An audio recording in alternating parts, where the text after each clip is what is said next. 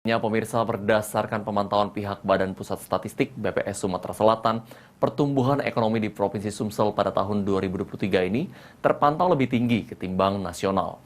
Beberapa sektor berperan penting dalam pertumbuhan ekonomi Sumsel, di antaranya pertambangan dan pertanian.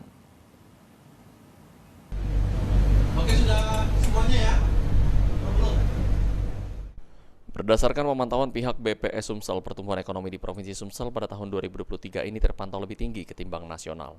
Usai rilis berita resmi statistik di kantor BPS Sumsel pada Senin 7 Agustus 2023, Kepala BPS Sumsel Moh Wahyu Yulianto mengatakan dari pemantauan pertumbuhan ekonomi Sumsel pada tahun ini lebih tinggi ketimbang nasional.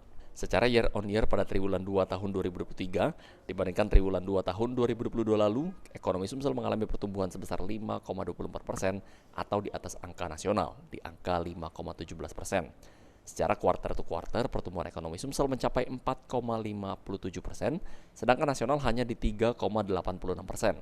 Secara situsi, pertumbuhan ekonomi Sumsel berada di angka 5,17% dan nasional hanya tumbuh 5,11%. Secara year on year-nya, yaitu triwulan 2 dibandingkan dengan triwulan 2 tahun yang lalu, kita tumbuh sebesar 5,24%. Bahkan ini di atas angka nasional ya, yang nasional itu tumbuh 5,17%.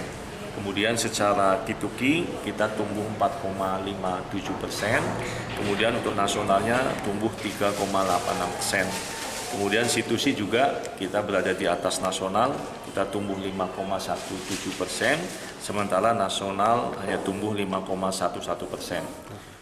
Tingginya pertumbuhan ekonomi Sumsel pada tahun 2023 ini tidak terlepas dari sokongan 4 sektor unggulan seperti pertambangan, pertanian, sisi pengeluaran atau konsumsi rumah tangga, hingga sektor pengeluaran pemerintah yang cukup tinggi pada tahun ini sehingga mendorong pertumbuhan ekonomi di Sumatera Selatan. Sandi Pratama, PAL TV.